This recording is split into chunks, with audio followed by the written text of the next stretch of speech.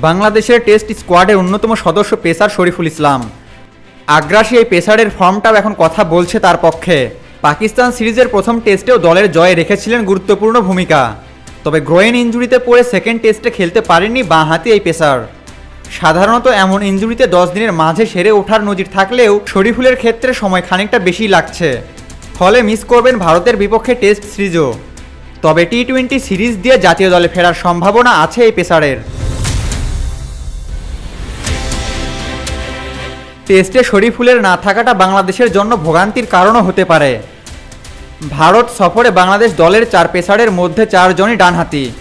ভারতীয় ব্যাটারদের বিপক্ষে তাই শরীফুল হতে পারত দারুণ এক অস্ত্র, যা ভালোভাবে মিস করবে বাংলাদেশের বোলিং ডিপার্টমেন্ট। এদিকে টেস্ট সিরিজ মিস করলেও নিজের উন্নতিতে কমতি রাখছেন না শরীফুল ইসলাম। টেস্ট খেলতে বাংলাদেশ দল যখন ভারতে অবস্থান করছে, তখন শরীফুল নিজেকে প্রস্তুত করছেন টি-20 সিরিজের জন্য। বোলিংয়ের পাশাপাশি ব্যাটিংয়েও মনোনিবেশ করতে দেখা যাচ্ছে তাকে। মিরপুরে প্র্যাকটিস ম্যাচে মাহমুদুল্লাহ রিয়াদ, সৌম্য সরকারদের বল করছেন মাঠ ছাড়া।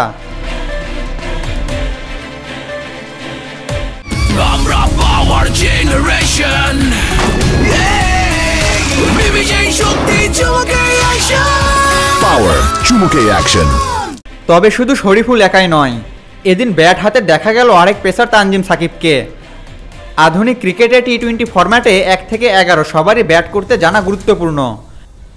এতে ব্যাটিং অর্ডার পরিবর্তন সহ দ্রুত রান তুলতে বা প্রতিপক্ষকে চমকে দিতে নিচের দিকের ব্যাটারদের ব্যাটিং ক্রমের উপরের দিকে পাঠিয়ে দেওয়া যায়, যা এই সময়ের ক্রিকেটে নতুন কিছু নয়। এদিকে নিত্যদিনের মতো আজও মিরপুরে ঘাম ঝরিয়েছেন মাহমুদুল্লাহ রিয়াদ। ব্যাটিং বোলিং 2 ডিপার্টমেন্টে নিজেকে ঝালিয়ে নিয়েছেন এই অলরাউন্ডার। যুক্তরাষ্ট্র ও ক্যারিবিয়ান দ্বীপপুঞ্জে টি-20 বিশ্বকাপের পর আর প্রতিযোগিতামূলক ম্যাচে মাঠে নামেননি রিয়াদ। ভারত সফরে টি-20 দিয়ে প্রায় 3 মাস পর জাতীয় দলের জার্সি গায়ে জড়াবেন অভিজ্ঞ এই ক্রিকেটার। আগামী 6 অক্টোবর ভারতের গোয়ালিয়রে 3 ম্যাচের টি-20 সিরিজের প্রথম ম্যাচে মুখোমুখি হবে ভারত ও বাংলাদেশ। দিল্লিতে 9 অক্টোবর দ্বিতীয় টি-20 খেলে 12 অক্টোবর সফরে শেষ ম্যাচ খেলবে বাংলাদেশ। আবু তালহা, অনফিল্ড।